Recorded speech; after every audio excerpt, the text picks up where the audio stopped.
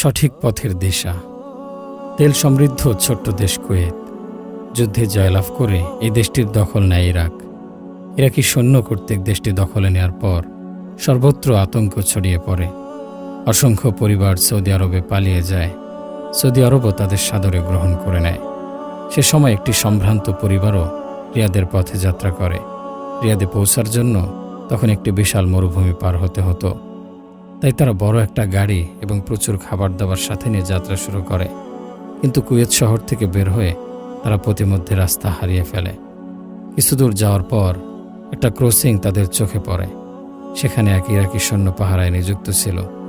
গাড়ি থামিয়ে তারা সৈন্যটির কাছে রিয়াদে যাওয়ার রাস্তা জানতে চাইল। সৈন্যটি হাতের ইশারায় রাস্তাটি দেখিয়ে দিল।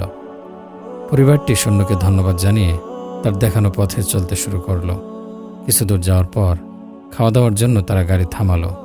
বৃদ্ধা মা বললেন, যে সৈন্যটি আমাদের পথ দেখালো তার জন্য তো কিছু খাবার পাঠানো উচিত। মা ছেলেটিকে নির্দেশ করলেন পেছনে ফিরে গিয়ে তাকে কিছু খাবার দিয়ে আসতে। মরুভূমিতে অপ্রয়োজনীয় চলাচল অনেক সময় বিপদ ডেকে আনে। তা সত্ত্বেও বাধ্যগত ছেলেটিও মায়ের কথা মতো গাড়ি ঘুরিয়ে সেই সৈন্যের কাছে ফিরে গেল। মায়ের দেয়া খাবারটুকু তার সামনে এগিয়ে দিয়ে বললেন, জনাব, মা আপনার জন্য কিছু খাবার পাঠিয়েছেন। এগুলো আপনার হাতে পৌঁছে দিতে আবার ফিরে এলাম। সাধারণত মরুভূমিতে খাবার খুব একটা সহজলভ্য নয়। তাছাড়া সৈন্যটি তখন খুব ক্ষুধার্তও ছিল। তাই এই খাবার পেয়ে মনে মনে সে খুব উচ্ছ্বসিত হলো। পাশাপাশি তার মধ্যে তীব্র লজ্জাবোধও কাজ করছিল।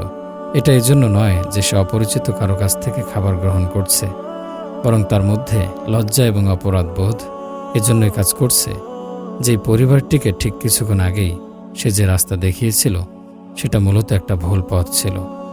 খানাখন্দে ভর্তি, সহজে গোলকধাঁধায় হারিয়ে যাওয়ার মতো।